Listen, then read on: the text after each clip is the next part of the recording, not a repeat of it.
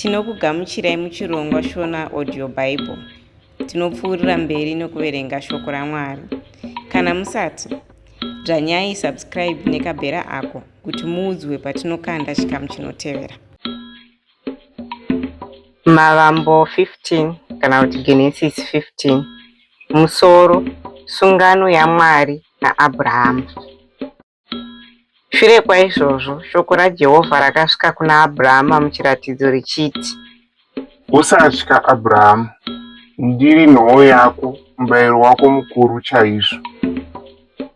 Asi Abhurahama akati, haiwa Ishe Jehovha, muchandipeiko sezvo ndisina mwana, uye Erizeeri weDhamasiko ndiye achava mudyi wenhaka yangu here?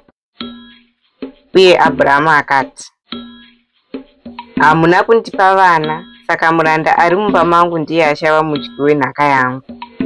Ipapo shoko raJehovha rakasvika kwaari richiti, murume uyu haangavi mudyi wenhaka yako, asi mwanakomana anobva mumuviri wako ndiye achava mudyi wenhaka yako. Akamutora akamubudisa panze akati, tarisa kumusoro kumatenga uye uverenge nyeredzi uone zvirokwazvo kana ukakwanisa kudziverenga. Ipapo akati kwaari, ndizvo zvichaita vana vako.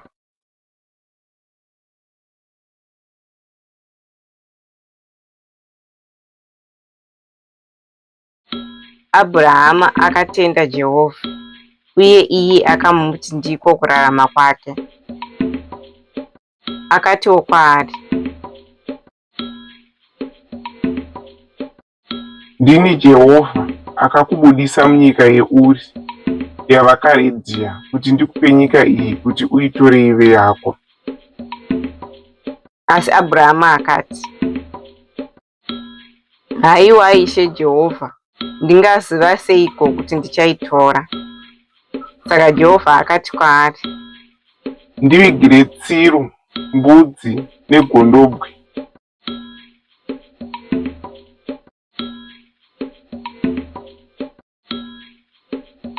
Chimwe nechimwe chazvo china makore 3 pamwe chete nenjiva uye nehangaiwa. Abhurahama akauyisa zvose kwaari, akazvigura pakati, uye akaronga hafu yacho dzakatarisana, asi shiri haana kudzipamura pakati. Ipapo shiri dzinodya nyama dzakaburukira panyama, asi Abhurahama akadzidzinga. Zuva parakanga rovira, Abhurahama akabatwa nehope huru, uye rima guru rinotyisa rakauya pamusoro pake. Ipapo Jehovha akati kwaari, uzive zvirokwazvo kuti zvizvarwa zvako zvichava vatorwa munyika isati iri yavo, uye vachabatwa senhapwa uye vachibatwa zvakaipa kwamakore 400. Asi ndicharanga rudzi rwavachashandira senhapwa. Uye shure kwaizvozvo vachabuda vaine pfuma zhinji kwazvo. Kunyange zvakadaro, iwe uchaenda kumadzibaba ako norugare, uye uchavigwa wakwegura kwazvo. Parudzi rwechina zvizvarwa zvako zvichadzoka pano, nokuti chivi chavaAmori hachisati chasvika pakuzara kwacho. Zuva rakati ravira uye kwasviba, choto chinopfungaira utsi uye nomwenje unopfuta zvakaonekwa uye zvichipfuura napakati penhindi. Pazuva iro, Jehovha akaita sungano naAbhurahama akati, nyika iyi ndinoipa kuzvizvarwa zvako, kubva kurwizi rweIjipiti kusvikira kurwizi rukuru Yufuratesi, nyika yavaKeni navaKenani navaKadhimoni, vaHiti, vaPerizi, vaRefuraimu, vaAmori, vaKenani, vaGirigashi navaJebhusi. Chapter 16. Mavambo 16. Musoro, Hagari naIshmaeri.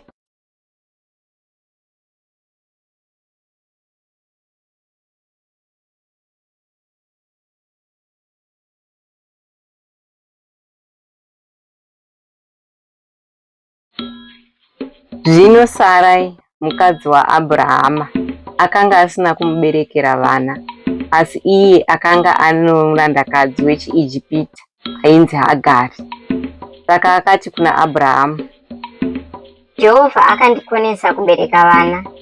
Enda hako undovata nemurandakadzi wangu, zvimwe ndingaita mhuri kuburikidza naye. Abhurahama akabvuma zvakanga zvataurwa naSarai.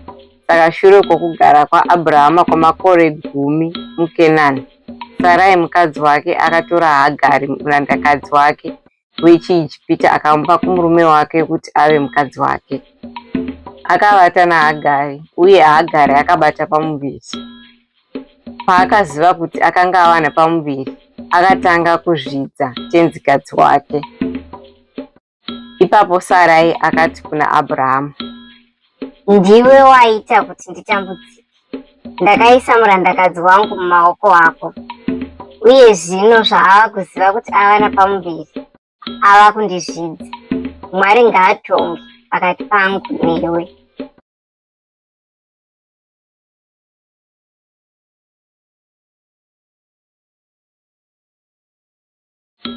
Abhurahama akati, murandakadzi wako uri mumaoko ako. Ita naye zvaunofunga kuti zvakaisvonaka. Ipapo Sarai akabata Hagari zvakaipa, saka akatiza.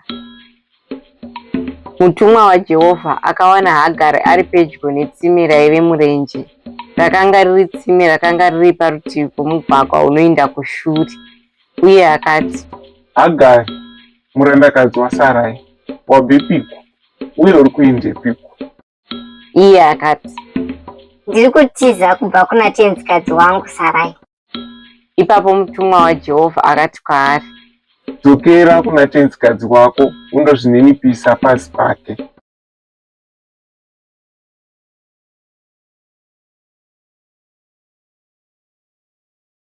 Mutumwa akatizve, Ndichawandisa zvizvarwa zvako zvokuti havangaverengeki. Mutumwa waJehovha akatiwo kwaari, Iye zvino wave nemimba uye uchava nemwanakomana.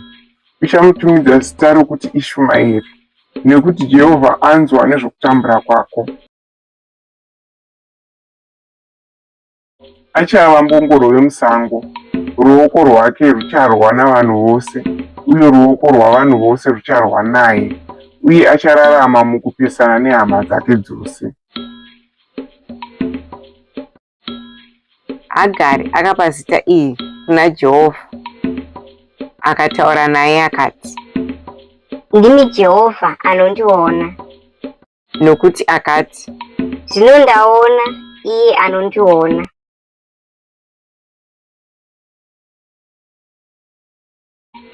ndokusaka tsime rakanzi Beeri Rai Roi, richiripo pakati peKadheshi neBheredhi. Saka Hagari akaberekera Abhurahama mwanakomana, uye Abhurahama akapa zita rokuti Ishumaeri kumwanakomana waakanga abereka. Abhurahama akanga ava namakore 86 okuberekwa paakaberekerwa mwanakomana naHagari. Mavambo 17. Sungano yokudzingiswa. Abhurahama akati ava namakore 20 okuberekwa, Jehovha akazviratidza kwaari akati, Ndini Mwari Wamasimba Ose. Famba pamberi pangu uye uve wakarurama.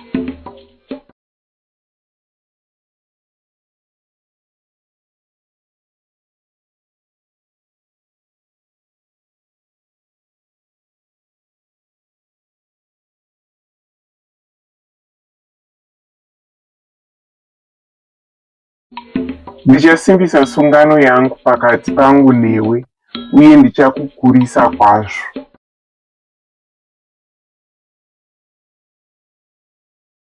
Abhurahama akawira pasi nechiso chake, uye Mwari akati kwaari, Kana ndirini, iyi ndiyo sungano yangu newe, uchava baba vendudzi zhinji.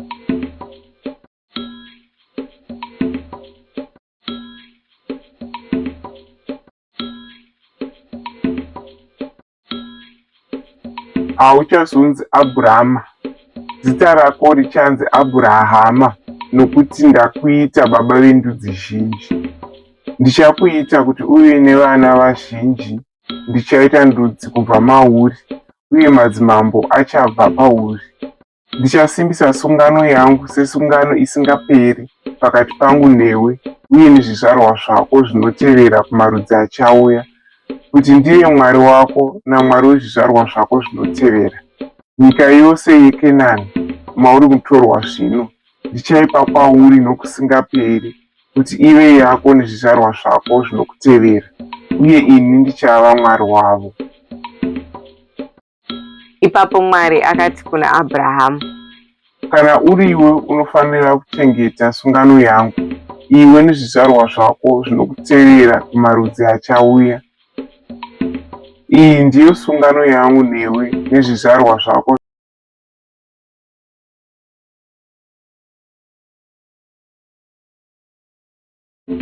Munhurume wose ari pakati penyu anofanira kudzingiswa. Munofanira kudzingiswa, uye ichi chichava chiratidzo chesungano pakati pangu newe. Kubva kuzvizvarwa zvinotevera, mwanakomana mumwe nomumwe ari pakati penyu ava namazuva masere okuberekwa anofanirwa kudzingiswa.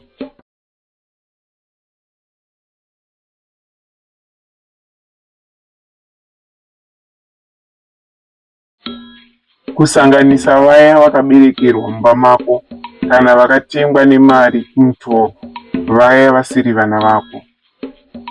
Angava akaberekerwa mumba mako kana akatengwa nemari yako, anofanirwa kudzingiswa. Sungano yangu panyama yenyu inofanira kuva sungano isingaperi. Munhurume upi zvake asina kudzingiswa panyama achabviswa pavanhu vokwake, aputsa sungano yangu. Mwari akatiwo kuna Abhurahamu, kana ari Sarai mukadzi wako, hauchazomutizve Sarai, zita rake richanzi Sara.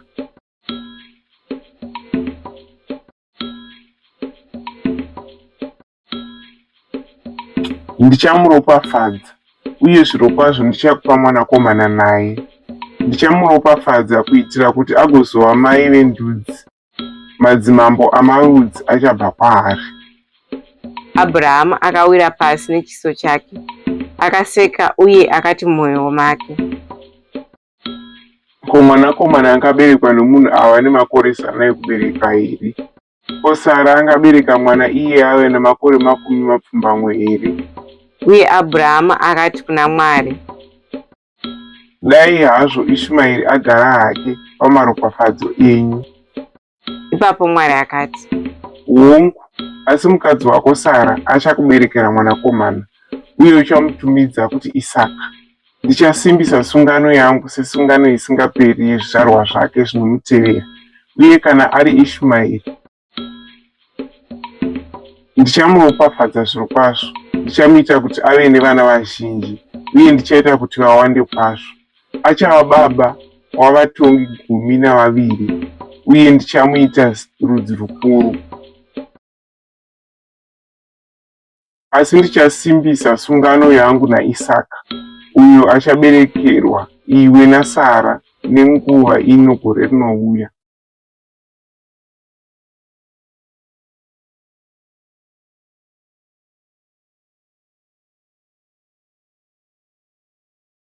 Akati apedza kutaura naAbhurahamu, Mwari akakwira kumusoro achibva paari. Pazuva racho iroro, Abhurahamu akatora mwanakomana wake Ishumaeri navose vakaberekwa mumba make kana vakanga vatengwa nemari, vanhurume vose vaive mumba make, akavadzingisa sezvakanga audzwa naMwari. Abhurahamu akanga ava nemakore 20 ekuberekwa paakadzingiswa. Uye Ishumaeri mwanakomana wake akanga ava nemakore 13 okuberekwa. Abhurahamu naIshumaeri mwanakomana wake vakadzingiswa vose zuva rimwe chete iroro.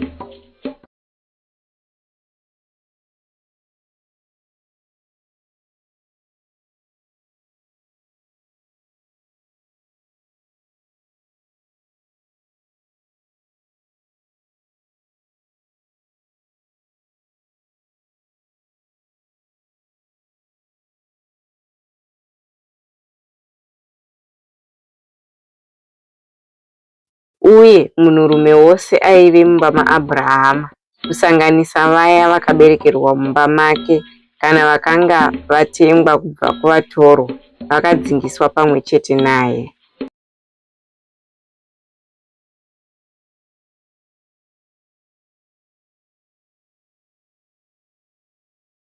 Tinokutendai zvikuru nekuteerera kusvika kumagumo. Kana maitigwa zvakanaka bayai like nekupawo vamwe vateerere.